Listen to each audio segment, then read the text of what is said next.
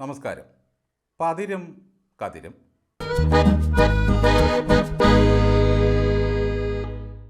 യഥാർത്ഥത്തിൽ നമ്മൾ ഇന്നലെ വരെ കണ്ട ഗോവിന്ദൻ ശരിക്കും ഗോവിന്ദനല്ല. AI ഗോവിന്ദനുമല്ല, മിത്ത് ഗോവിന്ദനാണ്. ശരിക്കുമുള്ളൊരു ഗോവിന്ദൻ തളിപ്പറപ്പിലുണ്ട്. അങ്ങേരാണ് ശരിക്കും മാഷ്. ഇത് വെറും ട്രില്ല്. ജനകീയ ജനാധിപത്യ വിപ്ലവം ജയിക്കണമെങ്കിൽ വീട്ടിലിരിക്കുന്ന പെമ്പറന്നോത്തിയെ സ്ഥാനാർത്ഥിയാക്കണമെന്ന് തീരുമാനിച്ച ആ ഗോവിന്ദനാണ് നല്ല അസല് വിപ്ലവകാരി. 57 ഗൗരിയമ്മ TV തോമസിനെ കെട്ടിയപ്പോൾ ദീപിക പത്രം എഴുതി വിട്ടത് TV ഗൗരി വിവാഹം പാർട്ടിയിലൊരു വിപ്ലവം ഉണ്ടാക്കുമെന്നായിരുന്നു. ആ കല്യാണത്തിന് ആശംസകൾ നേർന്ന മള്ളൂർ ഗോവിന്ദപിള്ള പറഞ്ഞത് ഈ വിവാഹം സാമൂഹിക പുരോഗതിക്കും നാടിൻ്റെ പുരോഗതിക്കും ഗുണം ചെയ്യും എന്നായിരുന്നു. എനിക്ക് ശേഷം എൻ്റെ ഭാര്യയെ സ്ഥാനാർത്ഥിയാക്കിയാൽ നാടിനും വീടിനും ഉണർവുണ്ടാകുമെന്നും ജനകീയ ജനാധിപത്യ വിപ്ലവം ജയിക്കുമെന്നും പറഞ്ഞുകൊണ്ടാണ് ഗോവിന്ദൻ ഭാര്യയെ സ്ഥാനാർത്ഥിയാക്കിയത്. തളിപ്പറമ്പിലാണെങ്കിൽ ഇഷ്ടം പോലെ യോഗ്യരായ സ്ഥാനാർത്ഥികൾ ഒരുപാടുണ്ടായിരുന്നു. എന്നിട്ടും ഗോവിന്ദൻ അങ്ങ് തീരുമാനിച്ചു, വീട്ടിൽ ശ്യാമളെ വെച്ചിട്ടെന്തിന് നാട്ടിൽ തേടി നടപ്പു എന്ന ചിന്താസരണിയായിരുന്നു അത്.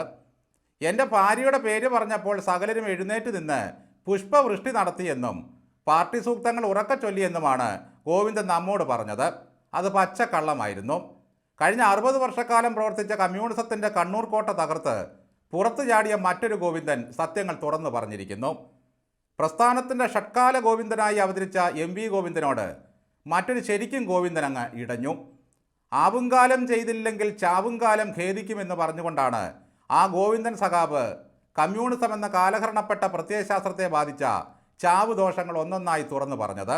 പയ്യന്നൂരെ കുഞ്ഞികൃഷ്ണനെ പോലെയും അമ്പലപ്പുഴയിലെ സുധാകരനെ പോലെയും മണ്ണാർക്കാട്ടെ ശശിയെ പോലെയും കൊട്ടാരക്കരയിലെ ഐഷ പോറ്റിയെ പോലെയും വേറൊരു വർഗ വഞ്ചകൻ കൂടി ജനിച്ചിരിക്കുന്നു. ആളേറെ പോകുന്നതിനേക്കാൾ താനേറെ പോകുന്നതാണ് നല്ലതെന്ന് പറഞ്ഞുകൊണ്ടാണ് കുഞ്ഞികൃഷ്ണനും ഗോവിന്ദനുമൊക്കെ പാർട്ടിയെ പിന്നിലുപേക്ഷിച്ച് ഇറങ്ങി വന്നിരിക്കുന്നത്. വെറും 10 വർഷത്തെ തുടർഭരണം കൊണ്ടുണ്ടായ ഗുണം നോക്കണേ. കണ്ണൂർ പാർട്ടിക്കോട്ടയിൽ നിന്നൊക്കെ ഒരു സഖാവ് വെല്ലുവിളിച്ച് പുറത്തു വരിക എന്ന് പറഞ്ഞാൽ ചില്ലറ വിപ്ലവമല്ല അത്. പുന്നപ്ര വയലാറിനെ വിറപ്പിച്ചുകൊണ്ട് സുധാകരൻ പുറത്തിറങ്ങിയതിനേക്കാൾ വലിയ ആഘാതമാണിത്. യഥാർത്ഥ കമ്മ്യൂണിസ്റ്റുകാരൻ TK ഗോവിന്ദൻ പറയുന്നത് ഭാര്യയും ഗോവിന്ദനും സിനിമാക്കാരനായ മകനും ചേർന്നാണത്രേ അവിടുത്തെ ഇവൻറ്റുകളെല്ലാം നടത്തുന്നത്. ഇവർ ഹാപ്പിനെസ് പ്രോഗ്രാമിൻ്റെ ആളുകളാണ്. വേറെ ആർക്കും യാതൊരു പങ്കുമില്ല. MLA ഫണ്ടിൽ നിന്നും കാശ് എങ്ങനെയാണ് ചെലവഴിക്കുന്നത് എന്നൊന്നും മണ്ഡലം കമ്മിറ്റിയെ ബോധ്യപ്പെടുത്തുന്ന പരിപാടി ഗോവിന്ദനില്ലത്രേ. ഗോവിന്ദനൊരു ഹൈമാസ്റ്റ് ലൈറ്റ് സ്ഥാപിച്ചതിൻ്റെ ഒരു ട്രോൾ കണ്ടായിരുന്നു. കോടികളാണ് അതിന് ചെലവഴിച്ചതായി കാണിക്കുന്നത്. ഭാര്യയെ സ്ഥാനാർത്ഥിയാക്കുന്ന കാര്യം ചർച്ച ചെയ്യാൻ കൂടിയ യോഗത്തിൽ ഭർത്താവ് ഗോവിന്ദനും വന്നിരുന്നു പോലും. ആരൊക്കെയാണ് എതിർക്കുന്നതെന്ന് അറിയണമല്ലോ. അതിനുള്ള ഒരു തന്ത്രമായിരുന്നു. മുഴുവൻ അംഗങ്ങളും എതിർത്തിട്ടും ഗോവിന്ദൻ അത് കാര്യമാക്കിയില്ല. എനിക്ക് ശേഷം ഭാര്യ എന്ന നയത്തിൽ ഉറച്ചു നിന്നു. ഗോവിന്ദനേക്കാൾ എത്രയോ പ്രകാശദൂരം അപ്പുറത്ത് നിൽക്കുന്ന ഒരു വിപ്ലവ നക്ഷത്രമാണ് ചടയൻ ഗോവിന്ദൻ. ആ ചടയൻ ഗോവിന്ദൻ്റെ ഭാര്യയോ പുത്രന്മാരോ പൗത്രന്മാരോ വന്നു പറഞ്ഞായിരുന്നോ AKG സെൻറ്ററിൽ ഞങ്ങൾക്കും ഒരു കസേര വേണമെന്ന്? അടുത്ത തെരഞ്ഞെടുപ്പിൽ മത്സരിക്കാൻ ഒരു സീറ്റ് വേണമെന്ന് പറഞ്ഞില്ല. ആപത്ത് വരുമ്പോൾ കൂട്ടത്തോടെയാണല്ലോ ഗോവിന്ദ വരുന്നത്. വാർത്താസമ്മേളനത്തിനിടയിൽ ഗോവിന്ദൻ നടത്തിയ ചിരിയും പരിഹാസവും കാരണമാണ് G സുധാകരൻ പാർട്ടി വിട്ടുപോയത്.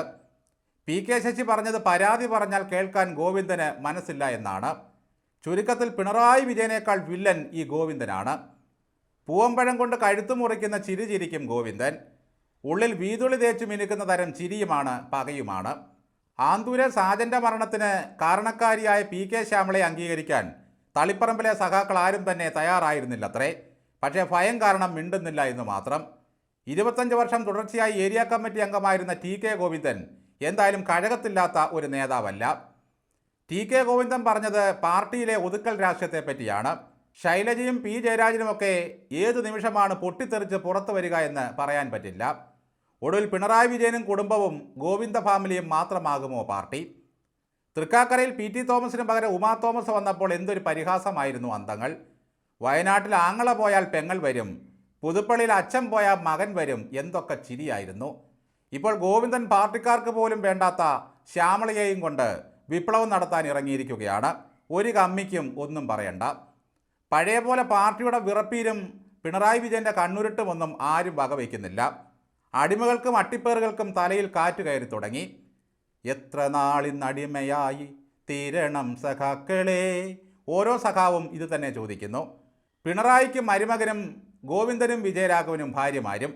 ഗോവിന്ദനറിയാം തൻ്റെ ആഗ്രഹത്തിന് പിണറായി എതിരു നിൽക്കല്ല എന്ന്. അമ്മായിയമ്മയ്ക്ക് അടുപ്പിലും തുപ്പാം എന്നാണല്ലോ. ജനം മുഖത്ത് തുപ്പും നേതാക്കളെ അടുത്ത തെരഞ്ഞെടുപ്പിൽ. തളിപ്പറമ്പിലെ ഗോവിന്ദൻ്റെ ശിങ്കിടികൾ ഇന്ന് നേരത്തെ കിടന്നുറങ്ങും. നാളെ അതിരാവിലെ ഉണർന്ന് വർഗവഞ്ചക പ്രതിഷേധ റാലി നടത്താനുള്ളതാണ്. കാര്യങ്ങൾ എന്തൊക്കെയായാലും സഖാക്കളെ, കണ്ണൂരിൽ പിറന്ന പാർട്ടിയുടെ അന്ത്യം അവിടെ തന്നെയാകുമോ അതോ ആലപ്പുഴയിലെ വലിയ ചുടുകാട്ടിലേക്ക് എടുക്കുമോ?